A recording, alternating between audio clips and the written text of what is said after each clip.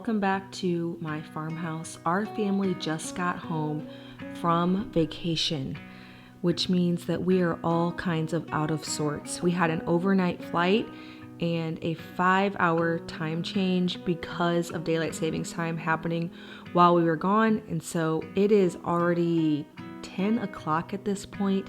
Kids are still asleep, even though they never are the kind of kids that sleep past 7 o'clock.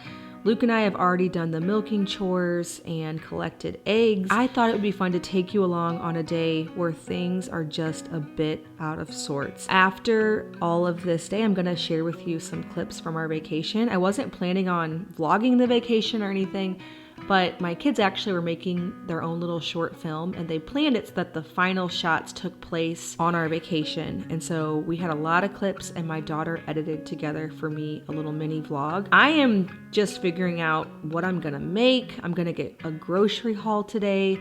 I need to get this place back in order. Now, when we got home last night, I did do lots of laundry because we had it to where we had a full day on the beach because our flight didn't leave until 10 o'clock, which actually made for a much easier flight on the way out there. Theodore, he's the 18-month-old, he did not love the airplane. He wanted to get down, he wanted to run around. And so having an overnight flight, although means that we are majorly catching up on sleep and we're all kinds of out of sorts, it does mean that he slept the entire way home, which was amazing. But because of having that full day on the beach, I packed the suitcase full of sandy life jackets, swimsuits, towels, and brought home a wet, sandy suitcase. So laundry was necessary last night. We have a little bit more catching up to do on that today. And now I'm making a breakfast / let's just probably call this lunch actually, because by the time it's done, it's closer to Missouri lunchtime. You know, we don't know. We're figuring out how to get back. Of things I have around, pantry staples, because what we have right now is milk, eggs, flour, all those basics. We do not have other ingredients, but I'm going to be doing a grocery haul today so that we can take care of that. I am making a puff pancake, and I know I make this all the time. We are stuck on it lately, and we will continue to be stuck on it because our chickens are laying so many eggs that it uses up a ton. The kids like it. I like that I can throw it together really easily. Today I'm doing an einkorn puff pancake. I do have the recipe over on my blog. I will just share with you quickly what I do here.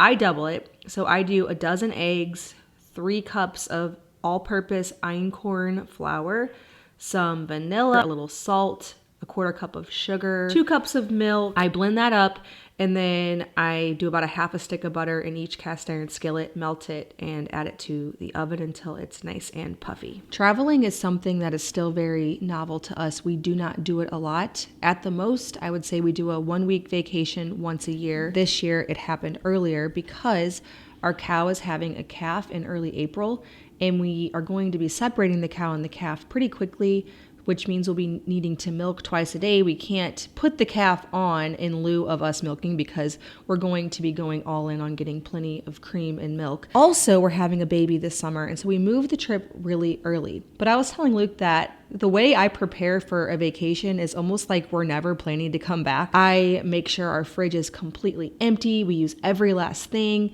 And then every time we come home, just a week later, it's not like food doesn't last a week, and all we have to eat is eggs, which is really funny, but I guess it's because we travel so infrequently that it still feels like such a big deal. Like, okay, we got to shut this place down. We're going somewhere. And that hasn't really worn off for me yet. And so that is why we are down to the bare bones. But I don't mind getting through things like that and then restocking and everything being fresh and new. I love homemaking so much. I'm always so ready to get home from vacation. Vacation is fun for the kids. It's memories.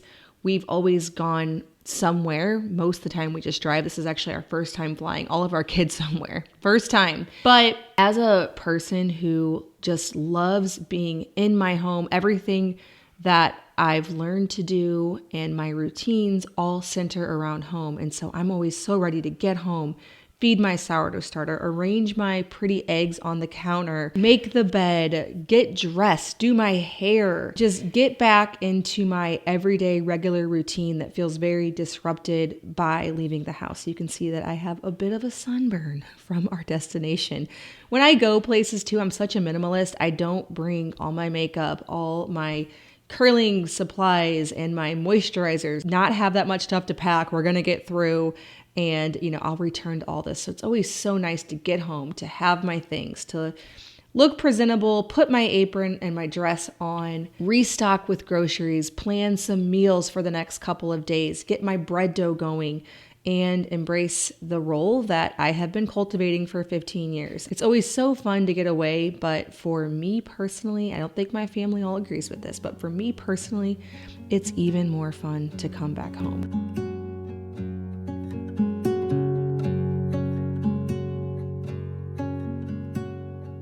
Last night when we came home, we needed dinner. All we really had was a jar of spaghetti sauce, some spaghetti noodles. The only meat we could thaw quickly was bacon, so we made some, and then I have a little bit of leftover bacon. So today is bacon, 2 puff pancakes, and then by the time we need to eat again tonight, we will have new groceries so that we can get back into our normal routine. I am just going to tidy up. I want to make this place organized again. I try to, before we go on vacation, really make the house as clean as possible before we leave, and the upcoming schedule for the week after we get back, at least relax for a few days. Now, I don't obsess over this. I think we left this time with the bed completely unmade because at some point you just have to leave bright and early in the morning, get on the airplane or whatever if you're going to leave early in the morning and drive. But I don't want to come home to piles of laundry on top of the laundry we have. I make sure the dishes are done, laundry's done, there's nothing wet laying in the washer that needs to be dried. It takes some planning because you're going to wake up the next day and need to leave instantly. But I really do try to make it feel as relaxed as possible so that I don't come home to a mess on top of the mess I already have. Now today I need to do a couple little tasks. Like I noticed that whenever we went to make coffee this morning, the little sprayer thing wasn't working. I normally use the descaler for my espresso machine, but I learned from a friend who told me to try this, and she was so right, that the vinegar works better than anything else. And so lately I have just been cleaning it out with vinegar, and any little hard water spots that are inside of it get dislodged very easily. And so we're back in action with it. This afternoon, I have a podcast episode to record. I release a Simple Farmhouse Life podcast every week. I do have a Simple Farmhouse Life YouTube channel on Thursdays. There's a new episode. It's also on Spotify, Apple Podcasts, all of that good stuff. The topics range from homemaking, homeschooling, homesteading, and then sometimes just I'll have a mom life episode or some businessy stuff. This is usually the time slot that I do it. Most of the time the kids play outside, but today it was an extra cold day. And so Luke did some reading to kids. While some kids baked, some did Legos. After the podcast, I did my weekly ritual of filling the refrigerator with meat to thaw out. This makes it to where a healthy homemade meal is always easy to accomplish because I have something thawed out that can be the base of it. And then I have various vegetables in my refrigerator or freezer that can go with it, or I can make it into soups. It just makes for a lot of options readily available. Since I don't have anything thought out today and a lot of the cuts I chose are going to take a long time, I'm going to get something that'll be quick, going in hot water so that I can have it at least for right now. Next, I need to get some bread going. This is partially just to have bread, which we almost always have some kind of sourdough bread, but also the specific type of bread I'm making today, I am getting gram measurements for the blog. So I have always just done cup measurements over on the blog, and I found throughout the years that a lot of readers really want gram measurements. And so we're working on converting everything to having both grams and cups and tablespoons. I do also have a conversion chart on the blog so that if someone wants to make something in grams, they can reference the conversion chart. But I realize that most people, if they want grams, will just keep searching for a blog post that does have it in the recipe card. And so that is why we are doing that. I still love just using cups and tablespoons because I find it really easy and fast, and I can't find the difference in the outcome. Now, I know that there are some people who sourdough is such a science that to them they can't fathom having like a half a gram more of flour than what the recipe calls for. But for me, I learned to bake bread with just dipping a cup measurement into the flour container, and it didn't really change much whenever I added the sourdough component. I still have great results. So you know what? Do whatever way you please. There will be both over on the blog today. I'm working on converting the French recipe. I was really looking forward after clearing out the fridge, cleaning it out, and then stepping away from cooking for an entire week on vacation to restocking everything. We have the great privilege of living close to town. Every time I mention having groceries delivered, it shocks people for some reason. It is such a luxury that it almost in some ways makes you feel guilty that it's so possible and it doesn't really add much money. And so I get it. I don't know why, but this is an issue for people that almost seems too luxurious to take advantage of. Well, I am not above it. It's something that it really adds so much convenience to my life. I know that if my mom would have had access to this whenever I was a little kid, I guarantee you she would have done it. It makes it so straightforward. In some ways, you actually spend a lot less money because I have a couple services. I do Walmart Plus, I do Instacart. I just have various things that I like in each place. Now, usually I'll make a few compromises just to order from one. So if I like the organic cheese from Walmart, but I prefer several other things that are on Aldi via Instacart, and then sometimes I want to shop at the grocery store that we have locally for some specialty things, that would be via Instacart or Target. Of course, you all know I absolutely love Thrive Market, so I get a lot of things from there and Azure Standard. Usually I just pick one, stock up, and I'll take the good with the bad. So there are a few things that I'd rather get from both places, but I like to just place one big order. For today, you can see a lot of the things that I'm getting. I'm stocking up on butter. I'm stocking up on cheese. Walmart Plus does not have organic mozzarella, but they do have organic cheddar. They also were supposed to have organic cream. They did not. Now, a lot of times they'll just replace it with whatever they think you would like, which I appreciate because I'd rather have cream that's not organic than not have cream at all. We are going to be having a new calf on our farm here in early April, and we're going to have so much cream, and I can't wait. I can't live without cream. I don't care if it's not even the highest quality and it's ultra pasteurized. I like cream. And you can also see I have some yogurt in here until we get back stocked up on milk. I am buying it. I'm buying my favorite vanilla kind that doesn't have the best possible ingredients, but it is so good with that Purely Elizabeth granola and some frozen fruit. It is really a treat. I mean, you might as well just call it ice cream. It's not yogurt. It's just ice cream, but that's okay. Sometimes you have some indulgences, but we are all stocked up. And now that my flour has auto-lysed with the water, I'm adding in the rest of the components of the bread. So that would be the oil, honey, salt, sourdough starter, and allowing that to sit a little bit before performing stretch and folds. I love getting back into all of my kitchen routines, whether we're on vacation and I'm coming back after a week or just after the weekend. It's so satisfying to me to get my sourdough starter fed, to get some dough rising, meat thawing, and just bring back the efficiency and routines that keeps our family fed and nourished. The starter from this morning that I fed is active and bubbly, and so I am going to make one of my favorite staples in the kitchen that I rely on anytime that I don't have meat thawed out. Let's say it is after a weekend or just after a long, busy week and we went through everything and I need to get some more going.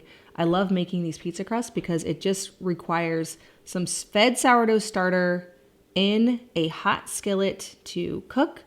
I'm going to bake some bacon ends and pieces. This is again in my effort to clean out the freezer. I have some things like bacon ends and pieces that aren't my favorite things ever to cook, but at the same time, totally delicious in this kind of situation. And then a couple of toppings. I have sauces, I have olives for me and Luke's pizza. My favorite kind, which the kids don't really love, but we both feel like it's such a comfort food, is to spread the Date Lady sauce. It's like sort of spicy, sort of sweet. Goat cheese, I get a large quantity of it from Costco. Mozzarella cheese, bacon, arugula, and have this just sweet, salty pizza. It's so, so, so good.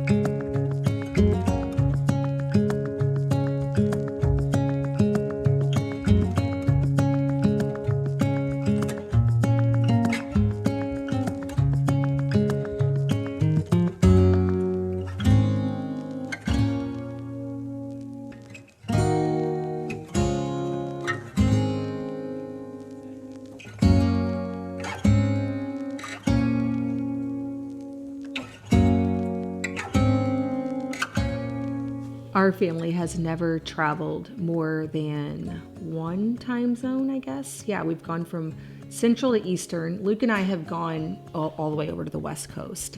But we're working on dealing with time change issues. It was a lot easier going there, so making kids stay up late and sleep later than having to jump the other way. So having to go to bed once we got on the other time 5 hours earlier, and then wake up, you know, that whole switch was way harder. But I'm doing my little bedtime routine with Daniel. Just requires reading a couple books and putting him into bed. And then the other boys, I have my own little routine with them. Next, I am sitting down to order some fabric. I have been looking for the perfect fabric to make curtains in the boys' room. I want to do blackout fabric because for all these years, they have such a bright, sunny room. Whenever it gets about March, April, I start noticing that it gets, you know, obviously it gets light later and later. It begins to creep past the younger ones' bedtimes. And then by the summertime, it's everybody's bedtime when it's still light out. And I always say I'm gonna make some blackout curtains, but I'm so indecisive because all the fabrics that I love are so expensive. I actually even found these beautiful curtains that I took a lot of inspiration from. I ended up ordering the fabric that's the same. Loved the curtains, but I got a quote for them, and I might be sharing this all later. There was no way I was gonna be able to buy what that quote was. And so I found a way that I'm going to be recreating them. That'll all be here on this channel. So I finally did make a decision. A lot of you ask about my quiet times when I have time for that. My biggest tip that I have been doing lately is I have the Bible app, and I'm on the Read Through the Bible in a Year plan, and I'm able to do that in audio. So whenever I go to lay down at night, I just put it in my headphones. It's really the only time my mind is not at all distracted. I am just laying there and I can soak it all in. I wanted to share with you a few shots of my French bread that I worked on yesterday before moving on to our vacation. We just landed in Phoenix, Arizona, and we have about an hour to catch our flight to Kauai. Welcome to the restaurant. Look at all the palm trees. We're in Hawaii, yay!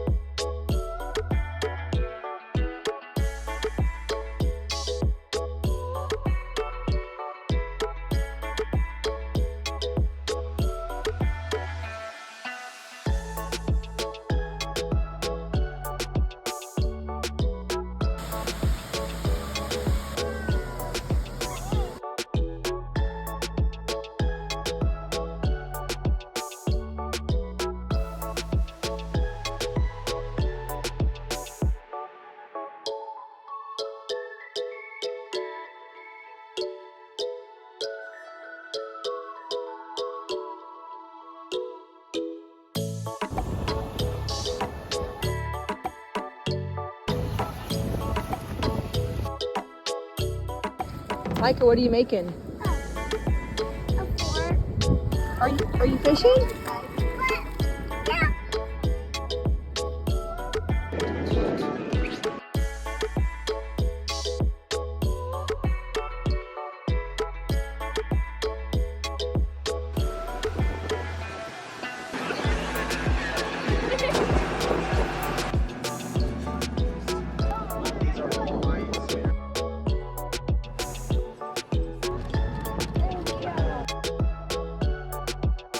I hope that you enjoyed this video, seeing how we're getting back into our normal routine at home after enjoying a week away, just our family.